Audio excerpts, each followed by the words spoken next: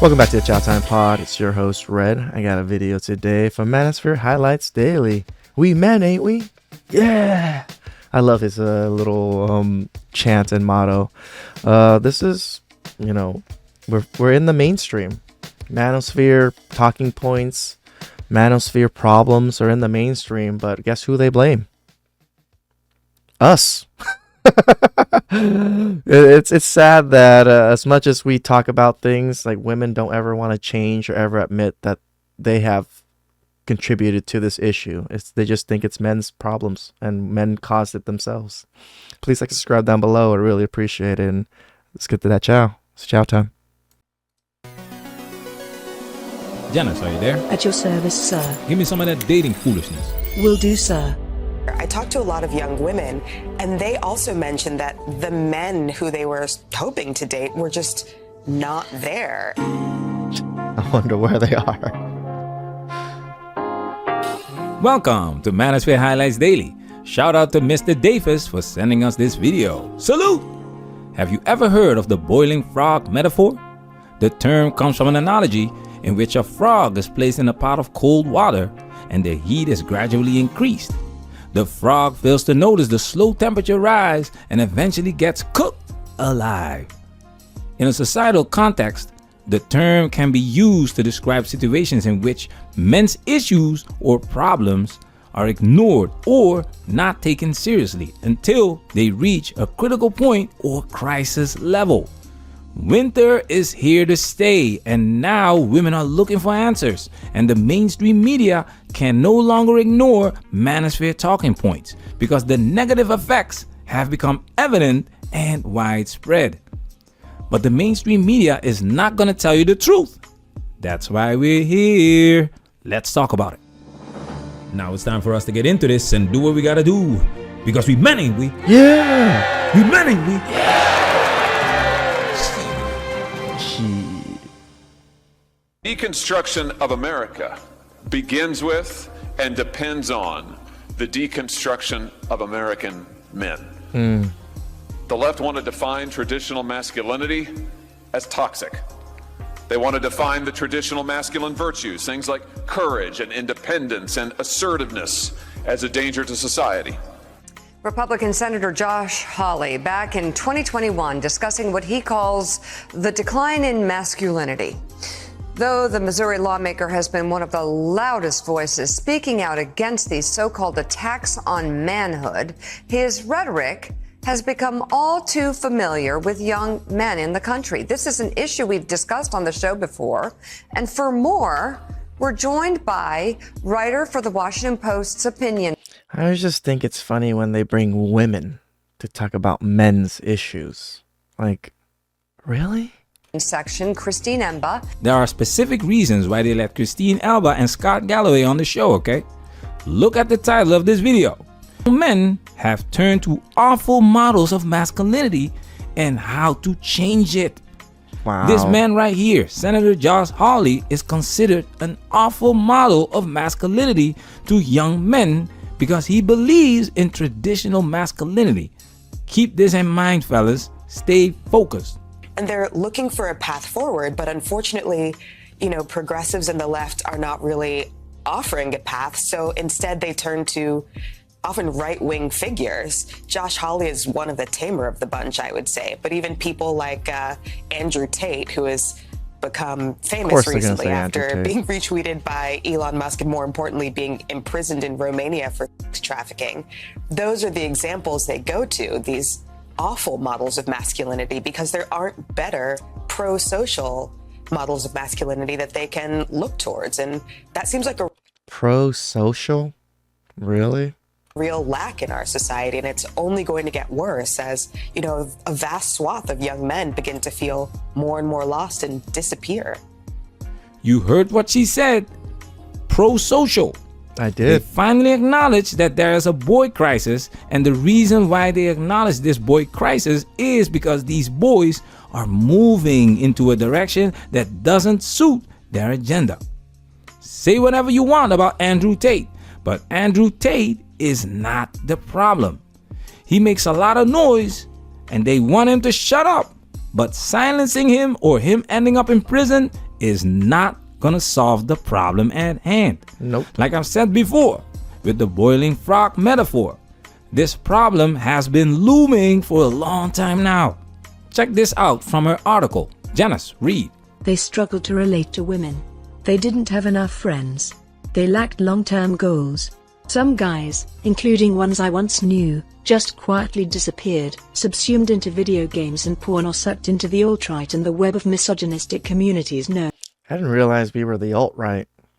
as the manosphere. We made a video explaining what the manosphere is, and the video immediately got demonetized, which means no promotion. I think I The did that manosphere video. doesn't have a leader. It's decentralized. It doesn't matter who you silence. It will only amplify the truth. The reason the manosphere is deemed misogynistic and toxic is because men in this space expose female nature, expose how the system doesn't work in men's favor. The manosphere talked about the boy crisis a long time ago. This boy crisis, mainstream media doesn't talk about. We preach opting out, going your own way, getting your passport. And on this channel, the message is to protect yourself at all times. And this space keeps growing because men resonate. They do not want young men to follow this information coming from this space. Let's take it a step further. I talked to a lot of young women, and they also mentioned that the men who they were hoping to date were just not there. Exactly as you said, they were, at home playing video games and watching porn, or just not stepping up. And then This makes me think that, they got ran through in their 20s and they finally got to their 30s, hit the wall, looking for that beta provider that used to circle them the whole time. And now these beta providers kind of just became mid-towels and don't care anymore. talking to guys could be wrong. themselves, they almost seemed confused as to what they were supposed to do. Like, are we allowed to talk to women? Are we not supposed to talk to women? I'm so confused. I guess I'm just not going to do anything at all. Who creates this confusion? You see what they're doing here? Even though mainstream media is acknowledging men's issues, they present it in the context of men needing to step up. In other words, men still need to go out there and be workhorses to prevent the inevitable collapse of this Western society and seek female validation, even though the juice isn't worth the squeeze. So it's not women that need to step up. It's not women who should create an incentive to get men away from the video game or porn movies and shift the focus back on them. Nah, nobody's talking about women having to woman up on mainstream media. Listen carefully. The men who they were hoping to date were just not there. We all know who these men these women are hoping to date are. The rest is invisible. I purposely started with these clips because this is exactly the basis for why the mainstream media has her talking. They do not want the quote-unquote traditional masculinity where courage, independence, and assertiveness is glorified or celebrated. On the contrary, they do not want men to be unproductive, playing video games and watching porn. So what is it that they do want? Check this out. And Christine, you dive into the conversation about American masculinity in a new essay entitled Men Are Lost. Here's a map out of the wilderness. And let me read from a part of it because it's really compelling and it's a hard conversation to have. A woman wrote a map for men to get out of where they're at. You say, I started noticing it a few years ago. Men, especially young men, were getting weird. For all their problems, the strict gender roles of the past did give boys a script of how to be a man. But if trying to smash the patriarchy has left a vacuum in our ideal of masculinity, it also gives us a chance at a fresh start, an opportunity to take what is useful from models of the past and repurpose it for boys and men today. We can find ways to work with the distinctive traits and powerful stories that already exist.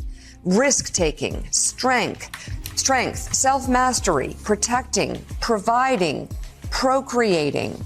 We can recognize how real and important they are, and we can attempt to make them pro-social, to help not just men, but also women, and to support the common good.